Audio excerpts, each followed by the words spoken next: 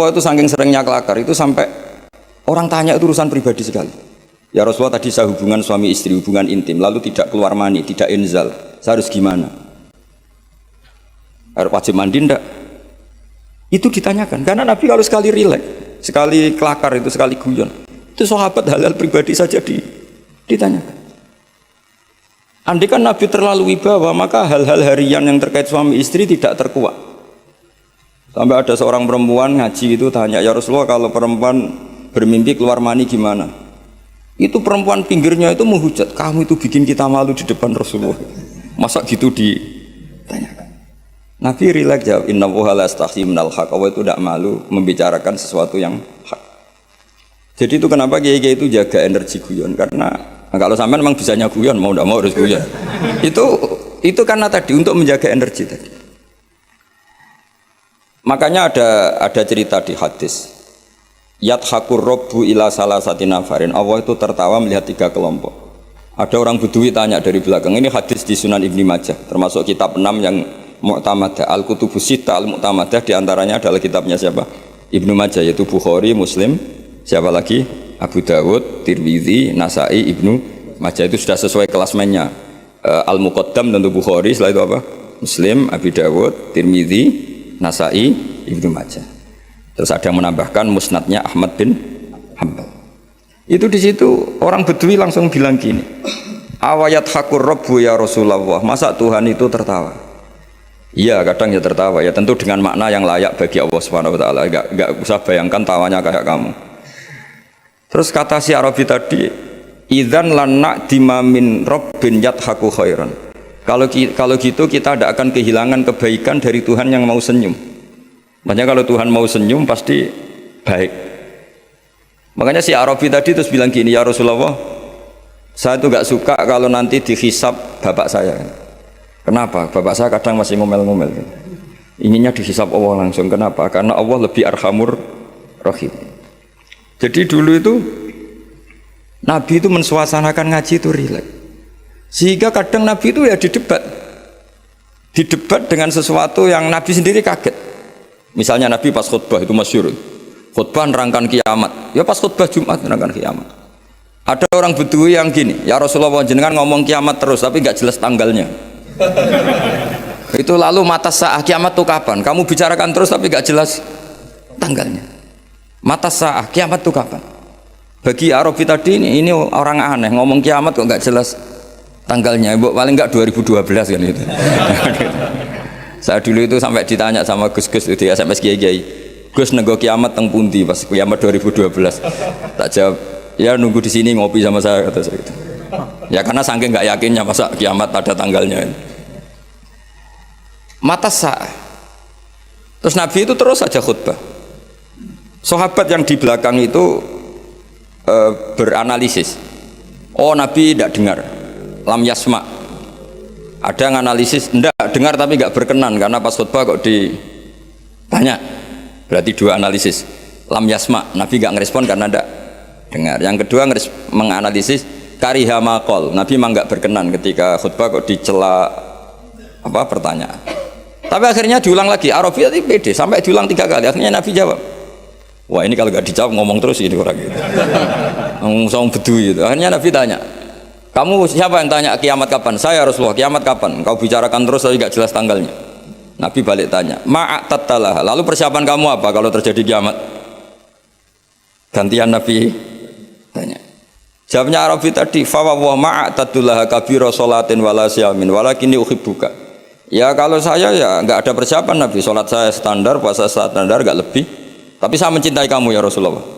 Terus masyhur itu jadi hadis populer, almar'u ma'aman ahabba, sebagian riwayat anta ma'aman ahbabta. Makanya riwayat itu kenapa masyhur begitu populer? Karena dikatakan Nabi ketika ngendikan di depan umum. Itu sahabat yang membenci Arabi ini, Bedui ini, jadi mencintai semua.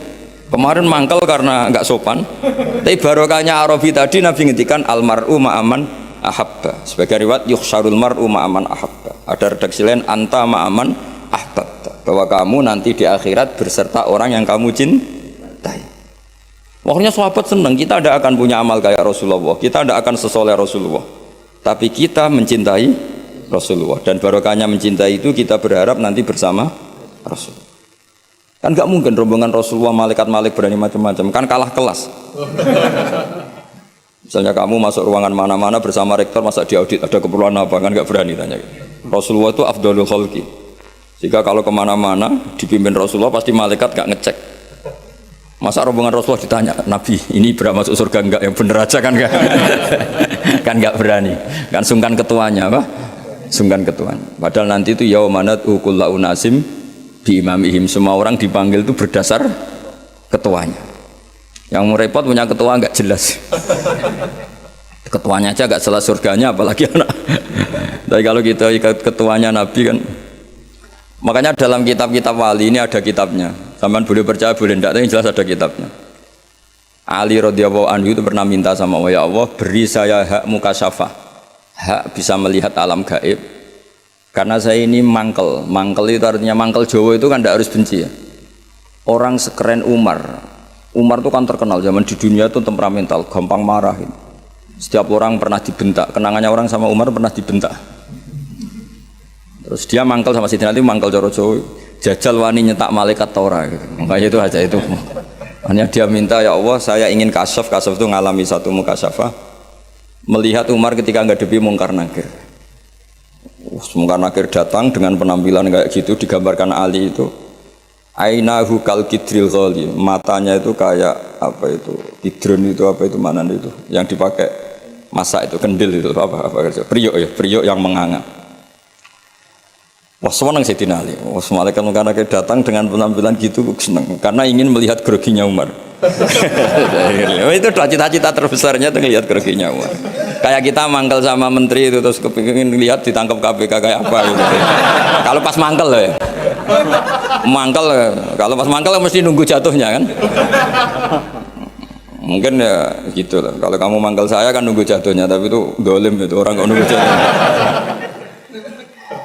Akhirnya Sayyidina Umar tuh sali seneng, wah ini mesti Umar takut. Ternyata enggak.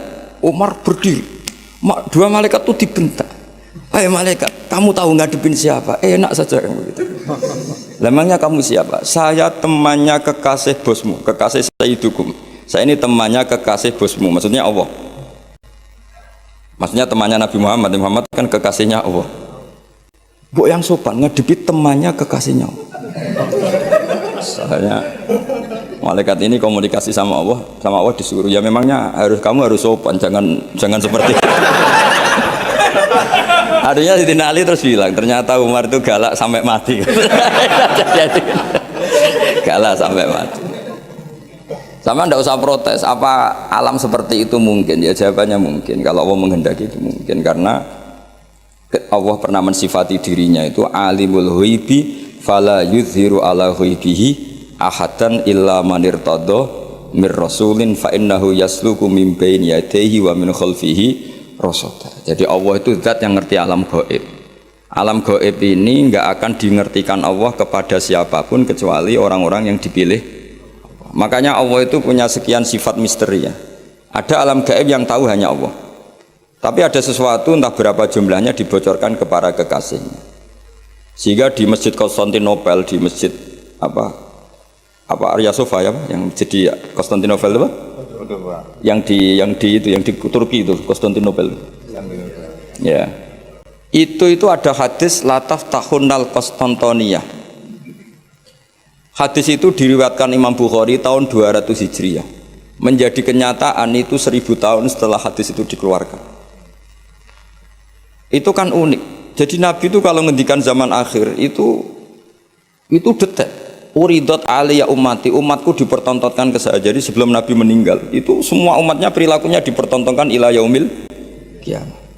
Mungkin Nabi yang menangi dosen, menangi gaya kayak UI ngaji gini. Mungkin Nabi ngaji kok gitu aneh. Tapi ya mungkin dibenarkan. Jadi sehingga Nabi kalau ngendikan zaman akhir itu ya detail. Termasuk nyuwun sewu Nabi pernah ngendikan ya'ti alan nazamanun katsirun khutoba'uhu qalilun ulama'uhu, nanti di zaman akhir yang pengkhutbah banyak tapi ulamanya sedikit, yang ngomong agama pinter banyak tapi sebenarnya nggak bisa ngaji buat rame-rame tok. Tapi itu dihentikan sedetail. Termasuk yang paling ngeri adalah ngendikan begini. Ya ini yang ngendikan dianalisis oleh ulama besar namanya Ibnu Khaldun. Ibnu Khaldun itu ulama besar yang bisa menganalisis dawuh Nabi, disebut muqaddimahnya Ibnu Khaldun. Itu sekitar tahun 800 Hijriah. Itu ngendikan gini diantaranya. Suatu saat kebaikan itu profesi, sina'ah itu profesi. Dulu kalau orang rumah anak yatim yang rumah saja, kalau ngajarin santri ngajarin saja. Kalau jaga keamanan negara jaga saja, semuanya hisbah itu ikhlas. Sekarang kebenaran itu profesi. Jadi suatu saat kebenaran atau kebaikan itu profesi. Kadang ada orang wataknya itu kurang baik, tapi dia senyum terus. Memang tugasnya harus senyum. Wong dia pramugari mau tidak mau. Meskipun di rumah tukang merengut, kalau pas tugas ya senyum. Coba kalau Anda punya istri pegawai bank, itu senyumnya sudah habis. Karena di tempat kerjanya senyum terus, suaminya tinggal dapat dampratan karena itu. Jadi suatu saat kebaikan itu profesi. Artinya profesi itu senyum tentu ibadah kan, kata Nabi, kalau kamu tidak bisa sedekah, paling tidak sedekah walau bitol koti wajin, meskipun dengan wajah yang itu yang meraktekkan siapa coba? Kiai apa pegawai bank sama pramugari? Kadang Pak On tuh bertutut melihat UI gak seneng ngaji, Pak On mesti bertutut. Wong yang pegawai bank aja gampang senyum ahli ibadah kok ini ketua. Jadi tegas juga kadang profesi. Makanya saya pernah ditanya satpam. Saya sering punya santri reserse, tanya gini ke saya, Gus, suudzon itu haram enggak? Ya haram. Saya ini reserse, profesi saya harus suudzon. Hanya kalau ada orang pegang-pegang motor ngunci gak kena-kena, ada apa itu kok? jadi zaman akhir itu suudzon saja profesi. Coba kalau Anda jadi reserse atau satpam, terus ada orang ngunci motornya kesulitan. Kalau kamu gak satpam, mesti pikiran pertama itu mungkin kuncinya gak pas ya, apa agak error ya. Tapi kalau pikiran security, ada apa ya? Artinya seudon saja suatu saat itu ya profesi. Guru ya profesi. Kalau di kelas ngajar itu wah masya Allah karena ada gajinya. Setelah di rumah nggak mental guru, orang bodoh dibiarin kan. Kenapa kamu tidak ngajari tetangga? Kan tidak jam ngajar. Jadi ini, nah sekarang itu entah ini bukan nyindir. Sekarang itu kayaknya sudah.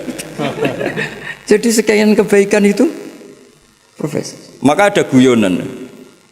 Ini kisah nyata Pak On. Ada imam masjid besar datang ke Surabaya, ketemu kiai Indonesia. Ini kisah nyata, bukan anekdot.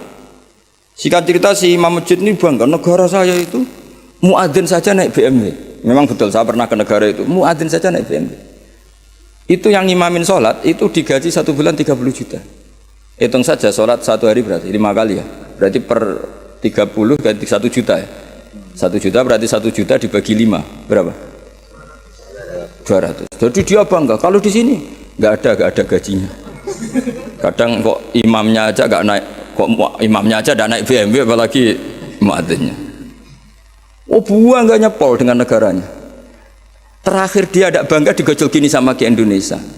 Pak, Madikman sampean sholat terus takut potong gaji ya. Makanya kamu sholat terus menerus karena takut potong gaji. Akhirnya terus ya, oh kurang ajar orang Indonesia. Ternyata tidak keren, imam digaji itu tidak keren. Coba kalau misalnya UII rektor resmi gaji yang jadi imam, terus istiqomah jadi imam terus, mesti orang kan, wah ini takut potongan gaji. Jadi artinya gini ya, gejolokan Rasulullah itu nyata. Suatu saat kebaikan itu profesi. Coba muadzin di negara sebelah itu digaji enggak? Digaji. Imamnya juga digaji, bahkan muftinya juga. Makanya Indonesia itu harus bersyukur, banyak ulama yang ikhlas-ikhlas. Di kampung itu orang mau ngaji jam kapan saja. Saya itu ngaji di rumah saya, itu mulai subuh sampai isya itu yang ngaji siapa saja. Mulai orang bingung, setengah bingung. Mulai profesor sampai tukang, ada aja. Ya ngaji saja, gak kepikiran hormat saya juga gak kepikiran dihormati mereka. Karena kita ingin kebaikan adalah hisbah lillahi ta'ala. Allah ngajarkan kita, ngajar ya ngajar aja. Tapi Nabi itu pernah ngendikan yang dianalisis oleh Ibnu Khaldun, suatu saat kebaikan itu sina'ah profesi. Nah kenapa beliau ngendikan itu? Karena begini ceritanya. Hajjat itu orang nakal, Sajjad bin Yusuf, orang nakal, masyhur itu. Hajjat itu termasuk tragedi dalam sejarah Islam. Itu pernah ada makhluk bernama siapa? Hajjat. Hajjat itu musuh besarnya Abdul bin Zubair. Abdul bin Zubair itu gubernur Mekah, dia gak ngakui pemerintahnya Yazid bin Muawiyah, dia memproklamirkan diri sebagai Amirul Mukminin. Tapi sama pasukannya Yazid yang dipimpin Hajjaj bin Yusuf, meskipun Abdul bin Zubair itikaf di dekat Ka'bah tetap dihabisi. Padahal pantangannya orang Islam itu bikin prahara di dekat Ka'bah atau di tanah haram. Makanya jadi sudah jadi omongan lah. Kalau orang nakal raimu kok Hajjaj, semua kok bulat-bulat uang itu nih Hajjaj. Tapi ketika ditanya ke Abdul Khaldun setelah 700 tahun dari peristiwa itu, Hajjaj itu anaknya guru, kenapa dia begitu? Dijawab Abdul Khaldun lucu, ya gurunya guru profesi bukan guru pengajar. Artinya beda. Makanya ini sekaligus kita menasihati diri kita sendiri, menasihati dosen, menasihati pegawai UI semuanya. Profesi itu harus dibawa sampai rumah sehingga menjadi status. Nggak boleh kita hanya profesi dosen, hanya ngajar di jam ngajar. Kita harus status kita memang pengajar. Ketemu desa tertinggal ya kita ngajar, di kampus ya ngajar, di kampus ya kita bermental guru, di rumah ya bermental guru, di kampus ya bermental kiai, di rumah juga bermental kiai. Kita di yayasan yatim piatu ya sayang yatim piatu, di rumah tanpa ada yang gaji juga sayang. Lama-lama kalau profesi kan gini, di yayasan itu dia sayang sama yatim piatu karena digaji di situ. Ketemu yatim di rumah dibiarin. Kenapa? Kan tidak tugas saya. Nanti lama-lama tim SAR gitu. Kalau ditugaskan di mana serius. Kalau nggak ditugas ada orang kelab Barno kan tidak bagian saya. Wilayah saya kan Jakarta, ini tenggelamnya kan di Jogja. Jadi kacau semua kalau berdasar teritorial profesi. Itu Nabi sudah mengingatkan, kalau kamu jadi orang baik, berbaiklah karena hisbah. Bahwa dunia modern mengharuskan ada wilayah teritorial, ya monggo, itu bawaan modern. Misalnya saya tim SAR Jakarta, oke, wajiban saya utamanya di Jakarta. Tim pemadam kebakaran Jakarta tentu paling pokok Jakarta. Tapi kok suatu saat saya pulang kampung, tangga saya kebakaran, terus diam aja. Kan tugas saya tentu ya harusnya enggak gitu. Keahlian saya tentang itu tetap harus kita ikut memberi kontribusi. Jadi ini contoh-contoh betapa Rasulullah itu luar biasa. Sampai fenomena yang ada pada umatnya sampai akhir zaman itu dihentikan. Makanya di hadis banyak uridat alayya ummati, dipertontonkan, diperlihatkan olehku umat-umatku perilakunya. Makanya banyak hadis di Bukhari, di Sahih Bukhari ada hadis dalailun nubuwah. Itu semua hadisnya Nabi tentang fenomena yang Nabi gak menangi, tapi itu akhirnya nyata ila yaumil kiamah. Termasuk zaman itu Konstantinopel itu pusat salibis. Tapi Nabi sudah menduga la taftahunnal Konstantiniyah. Kamu suatu saat pasti akan mengalahkan Konstantinopel. Nah, itu sekian ratus tahun baru Pangeran Fatih yang bisa membuka Konstantinopel. Dan Nabi ngendikan itu detail sak warna kudanya. Lebih ngeri lagi, lebih seru lagi itu. Ngendikan itu pada orang, ada sahabat itu pendek Pak, enggak ganteng, namanya Suroko bin Juksum, ada yang baca Jaksum. Itu Nabi kalau gojlok Suroko itu lucu. Suatu saat kamu itu memakai mahkotanya Kaisar Gedung Putih. Gedung Putih itu istilah dulu sebetulnya, Al-Qasrul Abyad. Jadi yang di Amerika White House itu sebetulnya niru istilah di Ibrani. Di Jordan itu ada daerah yang batunya semuanya putih. Ya saya ulang lagi, Syam itu dalam bahasa kitab itu memasukkan Palestina, Israel, Lebanon, Syria, Jordan. Itu orang dulu bilang Syam. Ya saya ulang lagi, itu semuanya dulu istilahnya Syam. Makanya subhanalladzi asra itu ke Syam. Syam dengan makna Baitul Maqdis itu di Israel atau di Palestina. Saya mengatakan Israel ini Israel bahasa ulama loh ya, bukan Israel nation negara Israel. Ya sudah, kamu Suroko suatu saat akan memakai mahkotanya Kaisar Al-Qasrul Abyad. Kaisar mana itu? Syam. Zaman itu, saya ulang lagi ya, Syam itu dalam genggaman Romawi. Ya makanya kalau Quran bilang Romawi itu bukan Vatikan Italia, itu enggak. Pemerintahan Timur Tengah yang dicaplok Romawi. Makanya ada hulibatir Rum fi adnal ardi wa hum min ba'di walabihim Sahilibun itu bukan Romawi Italia, kekuasaan Romawi, karena Sam zaman itu dicengkeram Romawi, sehingga nggak ada Islam di situ. Sudah, jadi kayak mokal zaman itu Kaisar Romawi yang bercokol di mana? Syam. Itu kekuasaannya itu meliputi Syria, tadi apa? Palestina, Israel, Jordan, pokoknya semua negara sih.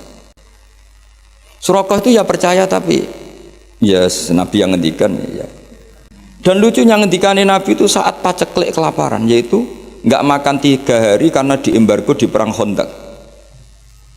Ada batu besar itu yang nggak bisa dipecahkan sahabat ketika gali Khandaq. Terus akhirnya nggak bisa dipecahkan padahal mau gali dan bisa dalam kalau batu ini terpecahkan. Akhirnya mereka matur ke Nabi, ya Rasulullah ada batu yang nggak bisa dipecahkan. Nabi dengan santainya minta kapak yang dibawa sahabat, coba kapak kamu bawa ke sini. Diambil, terus Nabi baca apa nggak tahu, terus kalau saya tahu kamu tuntut ijazah Gus gitu. Makanya saya pura-pura tidak tahu. Nanti kalau saya tahu mesti pikirannya sampean gitu.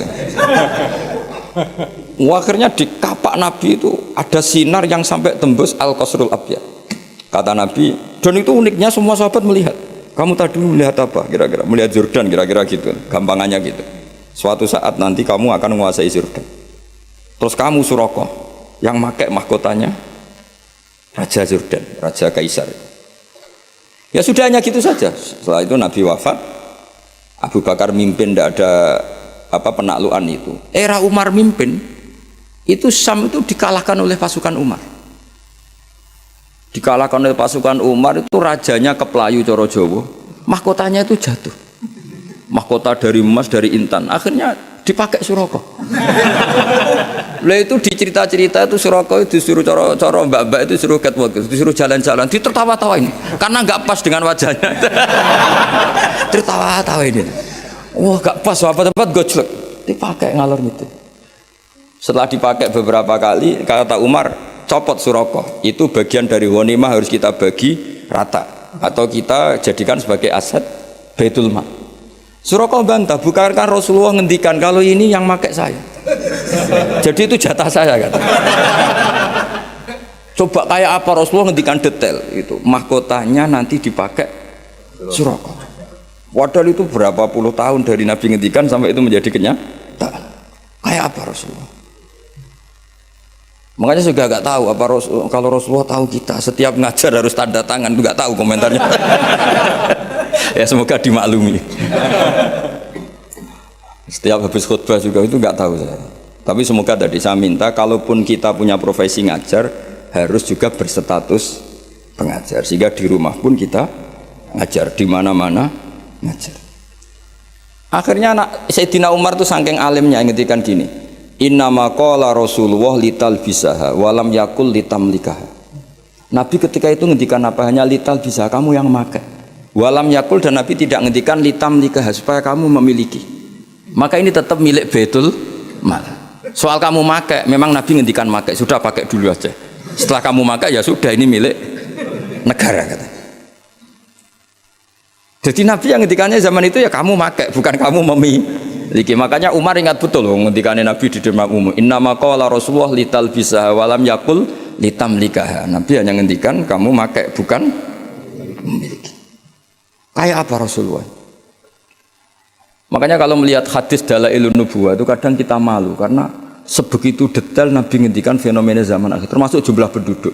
Suatu saat jumlah perempuan itu melonjak jauh di atas jumlah laki-laki. Saya itu beberapa kali ditamoni TKW dari Hong Kong. Itu kalau cerita itu ngeri betul. Memang lelaki itu minim di mana? Hong Kong. Kalau di Indonesia sudah kelihatan, tapi lipatannya belum sampai 1:50. Itu yang ngendikan detail. Nabi itu ngendikan semuanya itu apa? Detail. Termasuk fenomena Islam di Timur Jauh, Timur Tengah. Kalau dalam bahasa Arab itu nggak ada Middle East ya, yang ada itu Asyirkul Awsat, Asyirkul Aqsa, Asyirkul Adna gitu. Makanya kalau dalam bahasa Arab itu ghulibatir rum fi adnal arti. Ya saya teruskan ya dalam Jadalil Quran. Jadi di antara mukjizatnya Nabi adalah kemampuan berargumentasi. Kemampuan argumentasi ini penting supaya orang itu berlogika secara sehat. Misalnya gini, saya beri contoh tentang Jadalil Quran ya tadi. Kalau kamu merasa Tuhan, kata Allah, nggak apa-apa. Tapi untuk menjadi Tuhan itu ada syaratnya. Misalnya nuhani langit bumi, ya harus menciptakan langit bumi. Masa nuhani langit bumi kamu sendiri Wujudnya dulu buminya. Berarti bumi ketika ada nggak punya Tuhan, wong Tuhannya datang terlambat. Jadi logika Quran itu gampang. Makanya tadi pagi saya ngaji cerita ketika Fir'aun tanya Musa, "Wama Rabbul Alamin?" Tuhan alam semesta itu siapa Musa? Musa jawab, "Rabbus samawati wal ardi," yang menuhani langit dan itu Fir'aun masih bisa ngeles. Ngelesnya kata Fir'aun, "Ma'alimtu lakum min ilahin ghairi." Setahu saya kemana-mana yang dituhankan saya.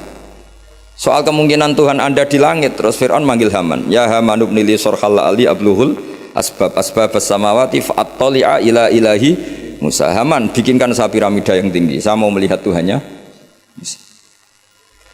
Akhirnya Musa bingung, yang sawang sarap repot. Akhirnya Musa ganti argumentasi, yang nuhani nenek moyang kamu, Rabbukum wa Rabbu abaikumul awalin. Itu seketika para punggawa Fir'aun banyak yang iman, karena mereka baru sadar, loh iya kalau Fir'aun Tuhan berarti mbah-mbahnya tanpa Tuhan, kan yang jadi Tuhan cucunya, berarti mbahnya tanpa Tuhan. Ini kan jadi logika yang aneh. Oh iya, sarap tenan Fir'aun. Akhirnya banyak yang iman. Nah, banyak yang iman ini berdasar logika yang dibangun Nabi Musa, yaitu kemampuan jadal, kemampuan berargumentasi. Akhirnya di beberapa cerita semua kebijakan Fir'aun itu dibocorkan ke Musa, karena sebagian punggawanya sudah mukmin, termasuk ketika Fir'aun memutuskan Musa harus dibunuh. Orang-orang yang ikut rapat, yang ikut setuju Musa dibunuh, itu orang-orang itu juga yang bocorkan. Makanya disebut waqala rajulun mu'minum min ali fir'auna yaktumu imana. Jadi ada orang-orang yang sudah iman tapi yaktumu apa? Imana, menyembunyikan imannya. Nah, kenapa banyak orang mukmin? Karena tadi kekuatan logika. Nah, sekarang jadalil Quran itu problemnya agak dipelajari di kampus-kampus, di pondok-pondok jarang dipelajari. Karena mereka lebih suka berdebat untuk kepentingannya sendiri. Padahal berdebat itu menjadi orang sehat, tapi bukan ingin menang-menangan, ya memang ingin nyari apa? Kebenaran. Saya punya sekian contoh debat yang dilakukan para nabi. Saya punya kitab namanya Khilyatul Aulia, itu kitab indukan para wali. Jadi kalau kamu ingin jadi wali harus baca kitab itu. Itu 11 jilid, satu jilidnya segini. Jadi itu untuk menjadi wali itu harus khatam itu berapa? 11 jilid, satu jilidnya. Belum jadi wali udah mati lah kira-kira kalau cari itu. Itu judulnya sudah Khilyatul Aulia wa Tabaqatul Asfiya. Jadi ini karangan tentang wali dan kelasmen orang-orang pilihan. Jadi orang pilihan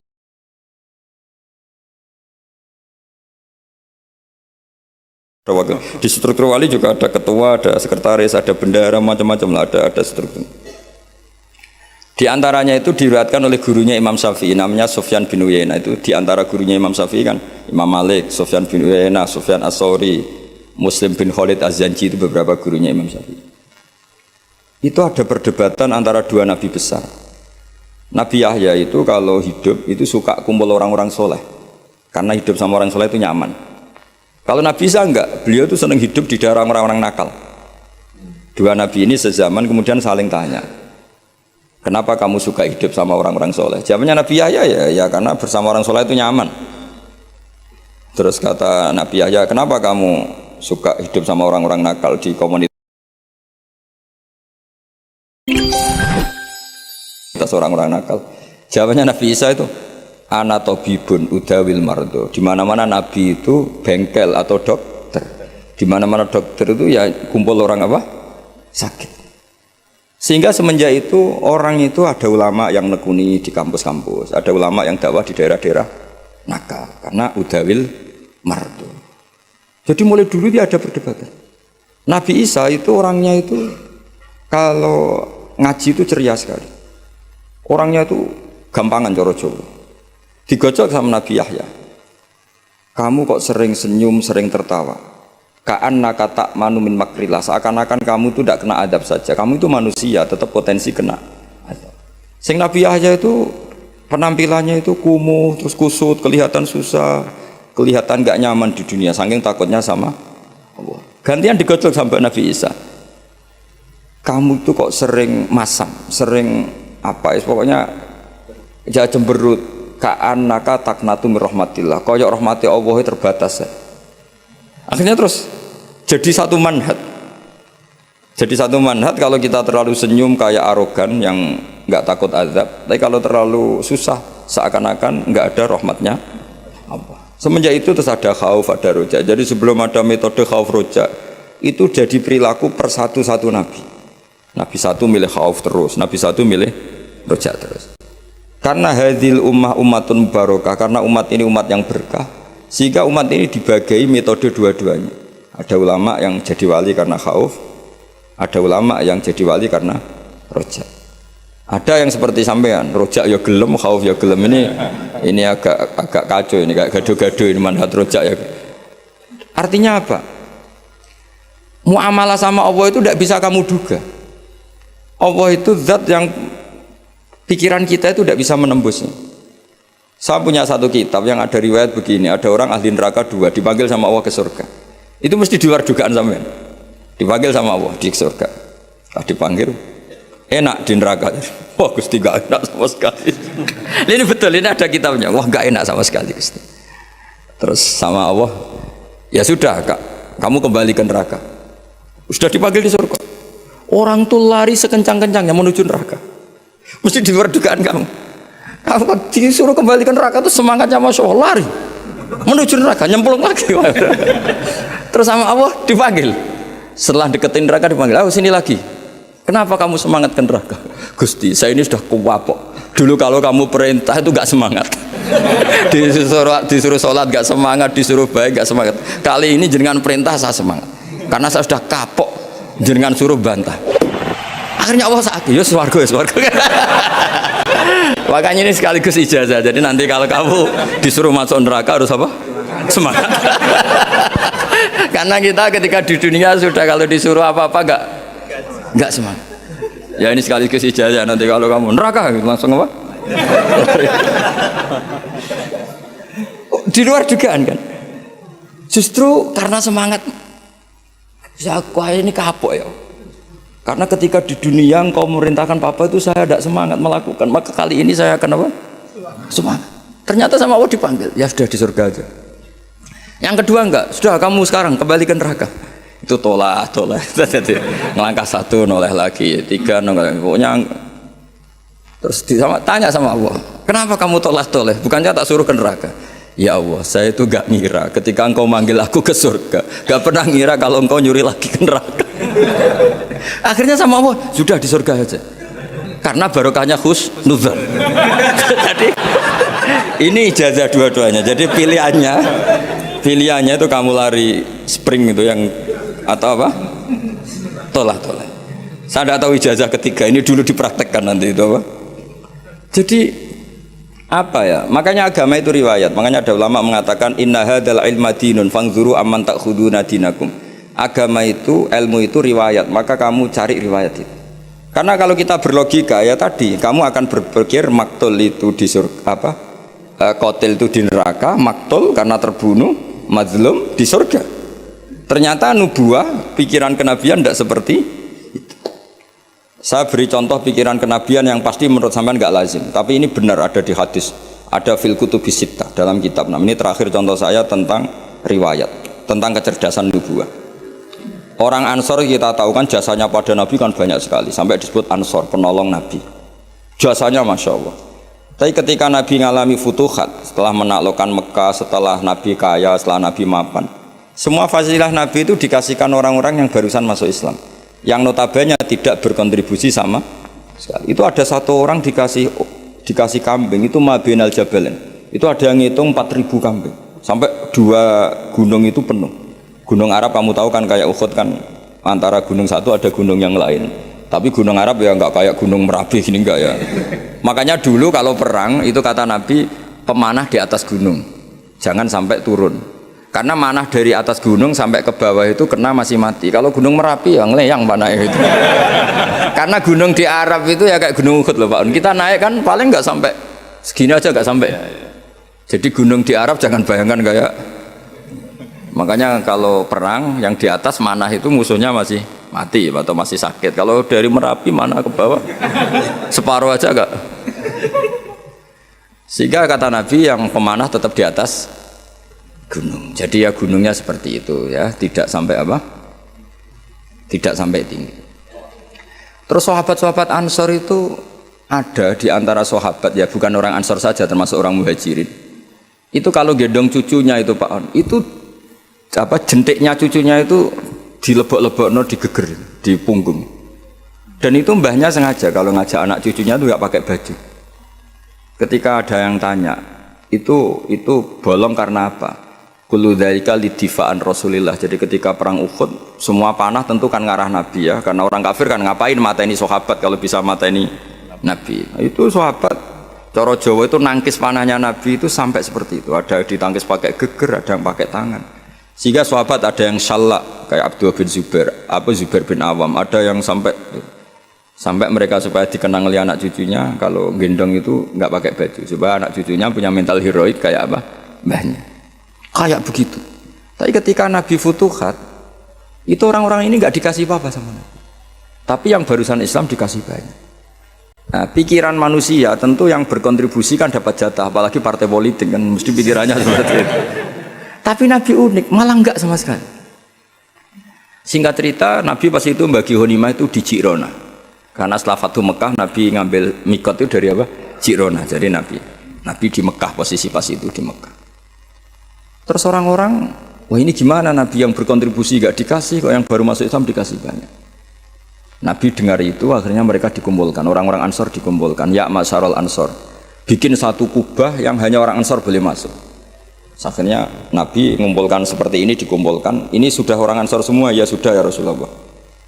Nabi itu cara berpikir begini, ya masyarul Ansor, wahai orang-orang Ansor, orang-orang tadi yang tak kasih kambing, tak kasih unta, kemudian mereka kemana? Ya pulang setelah dapat unta dan mendapat kambing. Atardona ayarji'anna subisyati wal ba'ir wa tarji'una antum bi Rasulillah. Mereka setelah tak kasih kambing, tak kasih unta, mereka akan pulang.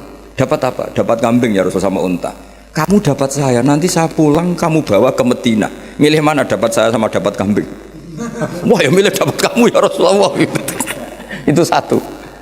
Terus Nabi mengingatkan mereka, Anda disetatuskan Allah sebagai pemberi agamanya Allah dan Rasul, penyumbang. Terus mereka mendapat. Kamu senang mana? Gelar pemberi sama mendapat.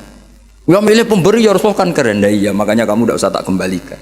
Biar mental kamu, status kamu indah Allah tetap pemberi, penolong. Sementara mereka diberi, ditolong. Terus Nabi ngendikan al-yadul ulya khairum minal yadis sufla. Kayak apa Rasulullah bina sahabat? Semenjak itu orang Ansor meskipun Islam sudah menang, tetap mentalnya memberi. Ya sama lah kira-kira mentalnya sama negarawan. Mestinya mentalnya kan tanyakan apa yang kamu berikan negara. Jangan tanyakan kamu mendapat apa dari negara. Ya sama kalau kita mencintai UII, mencintai Islam, tanyakan apa pemberian kamu, kontribusi kamu pada UII. Jangan amen protes apa UII memberikan kita. Maksudnya dilatih jadi wali, ini cerita saja. Jadi Nabi itu cara berpikir itu beda. Ketika kebanyakan orang berpikir apa kontribusi di masa lalu harus dihargai, justru Nabi enggak. Maksudnya enggak itu kamu ini sudah heroik itu top karena memberi kepada Nabi, memberi pada status ini tidak boleh batal sampai kamu ketemu Allah nanti di akhirat. Akhirnya orang-orang Ansor radina billahi robba wa bil islami dina, ya sudah ya Rasul. Semenjak itu orang Ansor nggak pernah berebut kekuasaan. Termasuk nominasi khulafaur rasyidin itu nggak pernah ada orang Ansor.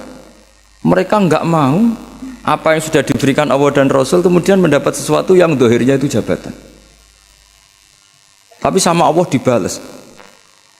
Zuriyahnya orang Ansor banyak orang alim alama, termasuk Syekh Zakaria Al-Ansori. Itu orang Mesir sebetulnya, dia orang Sahara. Tapi beliau bangga dengan status Al-Ansori karena mbah-mbahnya orang Ansor.